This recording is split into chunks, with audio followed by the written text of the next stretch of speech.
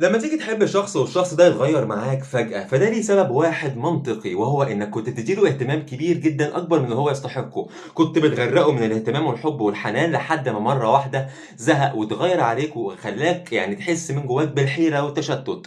تمام. هو راح يدور على حد يكون صعب معاه، لان هو كده باهتمامك المبالغ فيه والزيادة فقد الرغبة اللي هو عاوز يبذلها والمجهود اللي عايز يبذله علشان يخليك تحبه، لانك لما بيلاقيك اصلا انت بتحبه وبتديله كل اللي عندك ما بقاش عنده اهتمام ان هو يبذل مجهود، لانك اصلا اوريدي بتحبه وبتعمل كل حاجه علشانه. فهيسيبك ويروح لواحد تاني صعب يكون عنيد شويه، يبقى الموضوع تحدي بالنسبه له اللي هو يكسب قلبه. احنا كده لما بنقع في الحب لازم نكون صعبين، ولازم في نفس الوقت نكون بنبذل مجهود علشان اللي قدامنا يحبنا. الموضوع فيه تحدي، فيه منافسه، فيه كده رغبه لذيذه. علشان كده انا مش بلومك اطلاقا، ولا بقول لك ان انت عملت ده غلط. بالعكس، ده انا عايزك تبص لنفسك في المرايه، وايا كانت النتيجه في علاقتك كانت عامله ازاي، تبص